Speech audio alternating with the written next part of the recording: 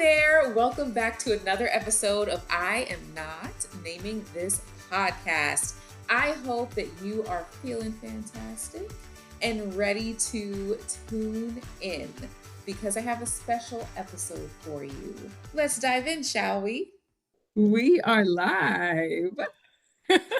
I am so excited because I have the honor and privilege to have a dear, sweet soul with me here today.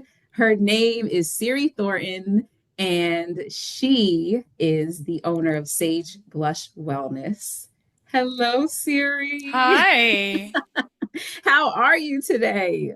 I'm good. I just got to interview you for my podcast, so I am good. I am so excited that we get to spend some time together today. So thank you so much for joining me. And I'm so excited for our conversation. You are just such a light. From the moment that we met, we just automatically connected. You Yes. know, like when you meet those people where you're like, oh, yep, like I like you. Yeah, you can stay. Right, right. Yeah, it was one of those sorts of situations because we are in the same coaching group with Kathy Heller. Mhm. And so we have found ourselves at events together and hanging out outside of that and just really having a good time. And that has been amazing. And so talking to you today, I'm thrilled because you are the host of the Authentic Creative podcast. And you told me that there is a book on the way, I did. which I am thrilled to hear about, because I know that you have a passion for really just helping people to find their authentic selves. Mhm. And one thing that I have been wanting to know is where did it all start? If you could just take me back to that moment where you realized that you were creative and that you wanted to step into that authentic part of who you are. I think when we're younger, we're not thinking about, am I creative, am I not creative so much, or am I authentic or am I not authentic? I think that's something that we start to look at as adults who have sort of been conditioned and beaten down by experiences or wounds that we've had. And as a child, I just naturally, intrinsically, as all children are, was creative, was cutting my Barbie's hair and leaving it everywhere, and cutting pieces of paper and leaving it everywhere, and making up dances with my girlfriends to Whitney Houston and Cyndi Lauper and Michael Jackson and Tina Turner. Like, you just naturally are that way because you're in your element and you're in just your expressive being that you are. So I think we spend our adult life trying to get back to that essence of creativity and authenticity. And yeah, like over the course of life, little things where someone doesn't accept you or someone rejects you in a certain, like, it's just life kind of bumps up against us, and then we go, okay, I shouldn't be that way. I shouldn't dress that way. I shouldn't talk that way. I shouldn't be bold. I shouldn't be myself. Mm. And it's this like unlearning and unconditioning, deconditioning that we start to need to practice if we want to have that essence of authenticity and creativity. But I think that it naturally comes through when we have practices like breathwork, like our authentic, true, soulful nature just naturally flows through when we have these practices that we allow ourselves to drop into. And then it's like, this now I feel like me. Oh, this is what me feels like. Ooh, I love it. I love it. Okay, so when do you feel most like me, as you say? What is that feeling for Yeah. someone who might be listening and saying, well, I mean, I get up, open my eyes, and don't want to get out of bed. Is that what feeling like me feels like? Where do we get that actual feeling of, now this is me? Yeah. Because I feel that a lot of mornings, what you just described, I don't want to get out of bed. Right. I'm I'm groggy. I want to get back under my cozy covers, and life feels overwhelming a lot of the time. And sometimes it doesn't, but for me, the most me I feel like is when I'm giving myself or receiving or facilitating breath work. So transformational breath work for me is where it's at. That is my most me. I also experience it when I'm dancing to music I love. Dancing in the kitchen, dancing in the shower, dancing with girlfriends, dancing at a party, like going to a concert. Ugh, that is like, I'm not thinking so much about any of it. I'm just feeling into my body, feeling good, feeling expressive. That's my true nature. And I would say being around people that I deeply love, Mhm. that see me.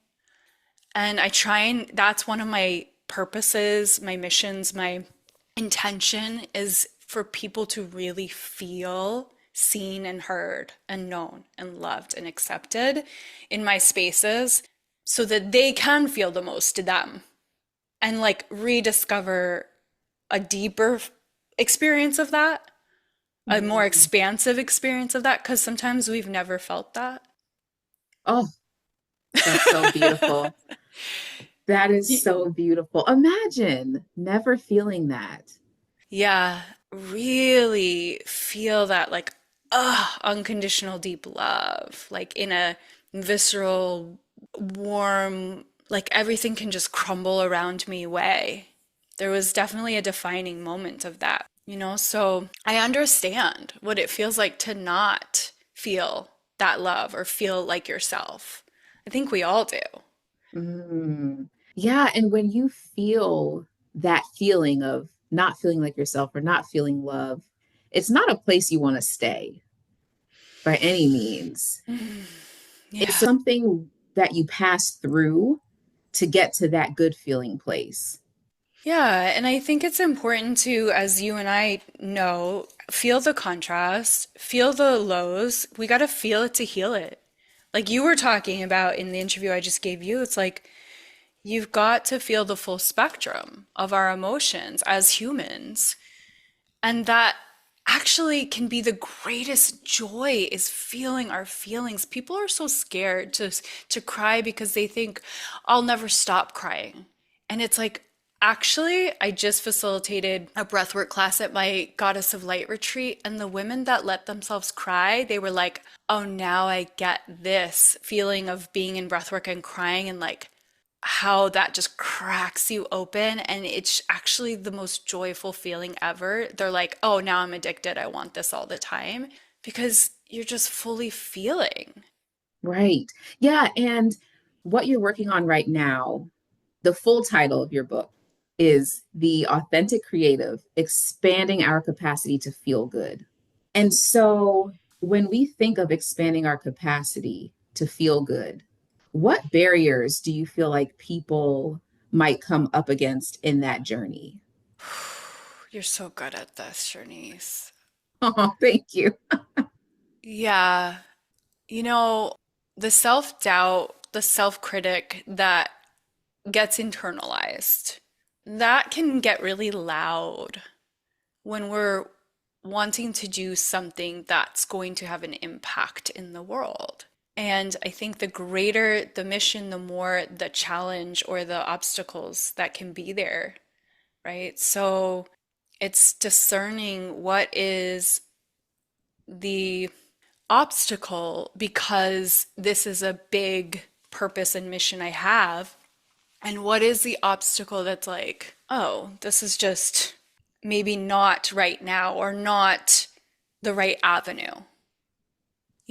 And so I feel like life is always kind of guiding us and we get to flow with it and kind of start to trust divine timing in a lot of ways. And so Mhm. for me with this book, it's like it's always been there. It was already written and it's me opening to it and also and trusting that what's needed is going to come through in that divine timing.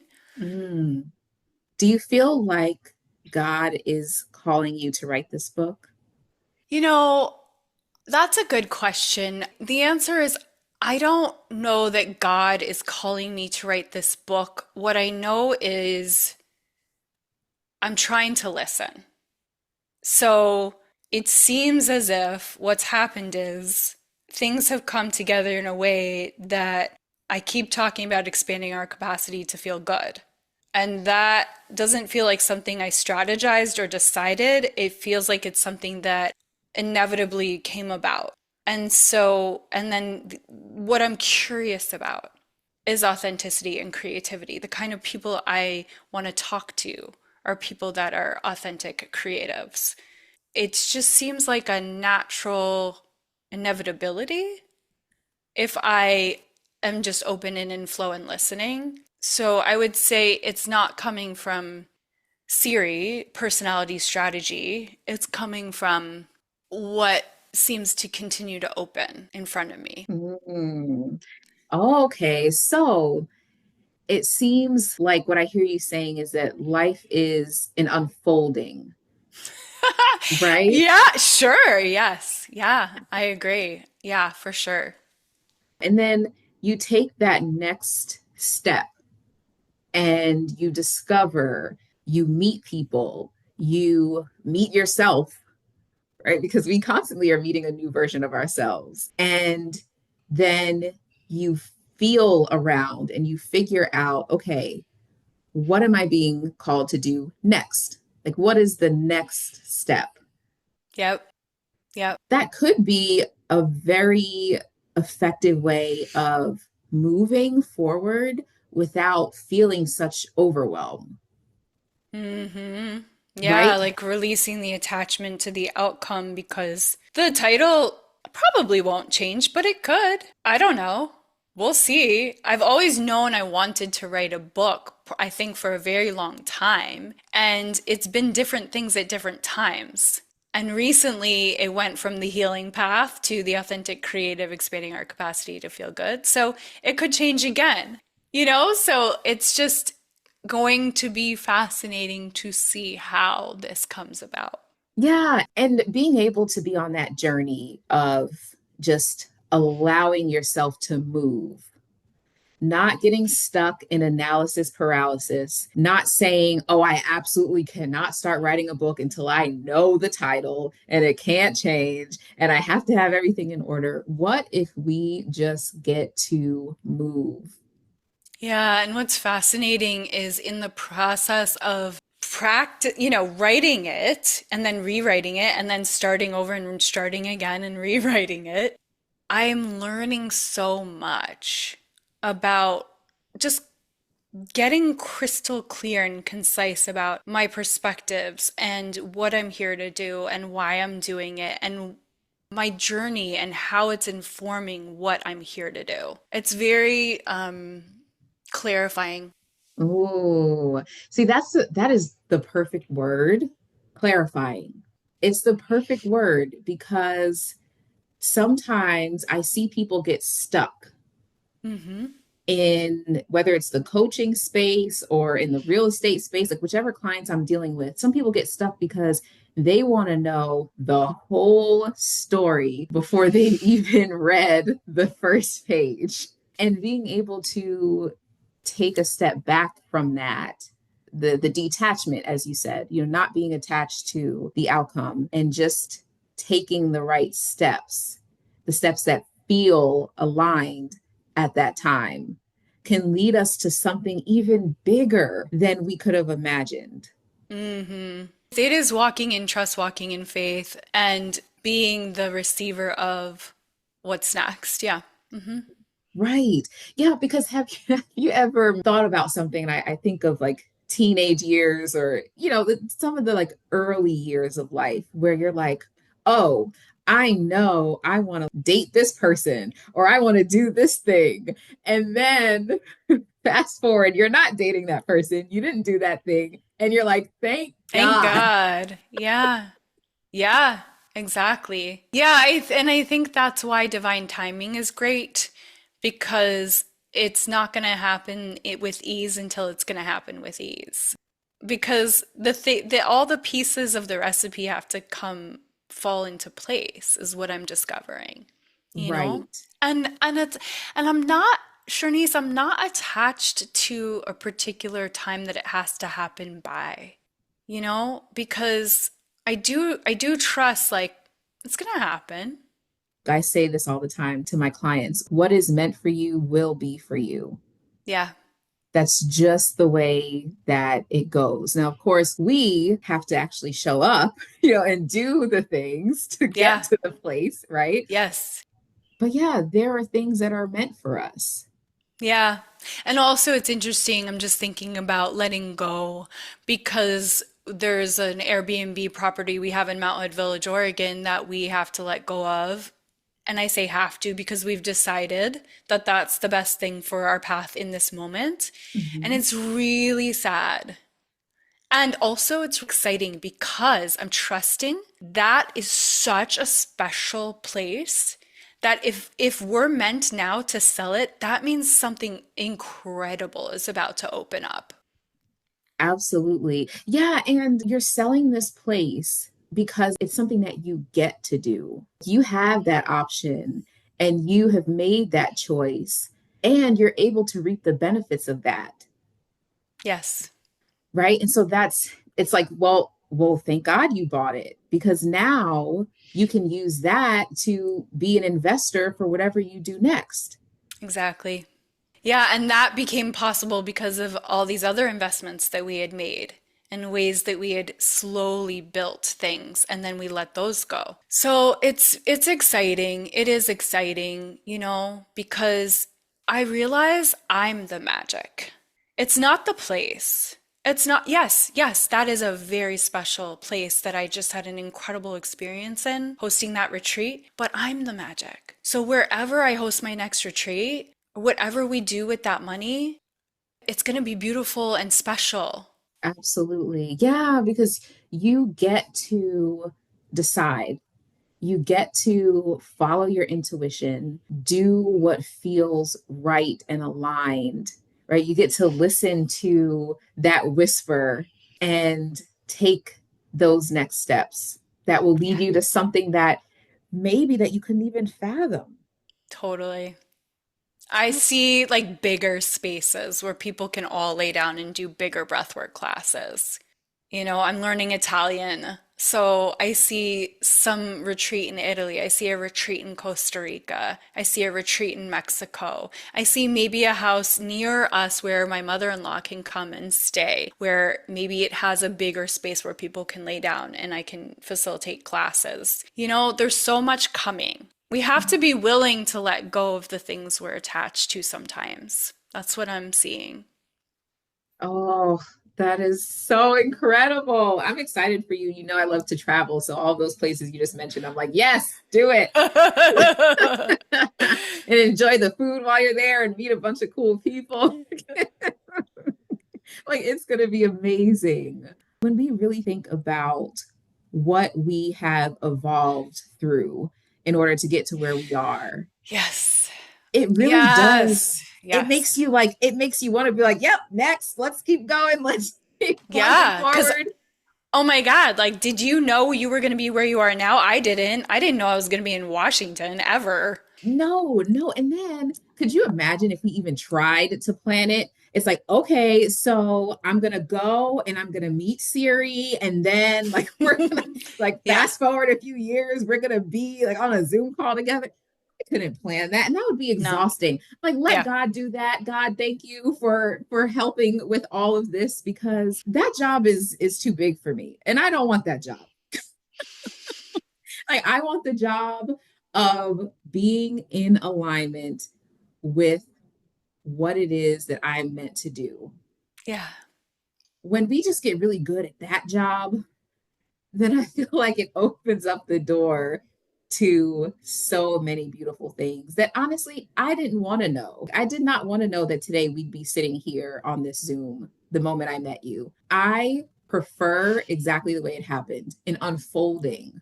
It's more miraculous and exciting, the unexpected surprises. Yeah, and I think there's a capacity, coming back to our capacity to expand to feel good. I think there is a capacity to allow that. Like the trust that we keep talking about, the faith we keep talking about. It's like having the capacity, seeking the evidence for, oh, when I trust, this can happen. Look at that evidence. And then it just starts to become more and more okay. Yeah, absolutely. Because you've already said a few things that you're trusting that will happen in your life. And I do believe that God will provide that and more. It'll be an abundance of what it is that you seek and things that Yeah. you didn't even know you wanted until you got it. Yeah. Yes, yes. I mean, that's my prayer every day that I write in my gratitude journal is like, more unexpected miracles and magic, please. Oh, I love that. That is amazing. Oh, that's amazing. That's so good. Okay, let me ask you this. For someone who is listening right now and knowing that you are such a loving, like supportive person, and you truly believe that there is a way that people can grow emotionally, like there is a way that people can have breakthroughs and truly become more of their authentic selves. With all of that in mind, is there one or two, or however many you want, things that you would want to leave any listeners with, Hmm. especially those who may not have even ever experienced any type of breakthrough in their lives? There's a call, I believe, of our soul. And you might call it a call of God, whatever you want to Yes. call it. It's actually painful to not listen. Mm, And so answering that call, it doesn't have to be this bold, burning all of the bridges down act. It can literally be, let me start to listen. Listen to my heart, but listening into feeling into our body. Does my body want to lean into this or does it feel contracted? We can just start to notice. You know, when you open the fridge, what excites you? It can be as simple as that. So, leaning into what feels good just on a daily basis, starting there. Like what would feel good right now? You know, and I think of course I'm biased towards breath work because I have seen it give me the ability to have the most incredible, deep breakthroughs in my life, in my relationships, in my ability to expand my capacity to feel good more and more and more and more. So I say, like you've been saying, Chernice, and we've been talking about, is like start really small and start with giving yourself a belly breath, like you were saying earlier on my podcast. Like, start there. Start with journaling what you're grateful for, like you were saying. Start looking for the evidence of, I deserve and I'm worthy of what I desire. Yay! Oh, I love that. I love that. It's so good. I deserve and am worthy of what I desire. I got that one from Amy Tangerine. I don't know where she got that from, but that I just started writing that every day. Amy Tangerine is a ball of sunshine. She is so Magic, magic. amazing. She is, I met someone who is a dear friend now because we instantly connected. And she said to me, she was like, if I could walk around throwing confetti everywhere, I would. And I was like, Yeah. oh my God, I would throw confetti everywhere too. I'm like, we're meant to be friends. There you go. So And balls, that's what you do. Yeah. yes. And it's figurative confetti because maybe literal confetti is not so, Energetic confetti. Energetic confetti. yeah, it's not so socially appropriate. Fine. But yeah, the energetic confetti is there. Yeah. And whether it's confetti or right now, what I'm feeling from you is like just a warm hug. It's so good. It is so good. And I feel like people listening can really be inspired to just keep going in life, feel the feels, and move through them to a place where you can just open a blank page and start writing the story of your life, not knowing how it's going to end, not knowing if you'll keep the title or not, but just writing, putting it out there, reaching people, and loving people. Yeah. Start where you are. Love it. Yeah. And thank you so much. I feel all of that love from you. It is amazing to chat with you and to look at your adorable face. So thank you so much. Thank you, Chernice. I love you. I I love you. appreciate you. Oh, I love you and appreciate you too. Thank you for the beautiful questions. Thank Oh, you. you're welcome. You're welcome. Thank you, hon. Talking to you is one of my favorite parts of the week. I hope you got something out of this episode today. If you'd like to help more people find I Am Not Naming This Podcast by Chernice Dieudonne, you can do so by subscribing and leaving a review. Also, feel free to share with a friend or family member.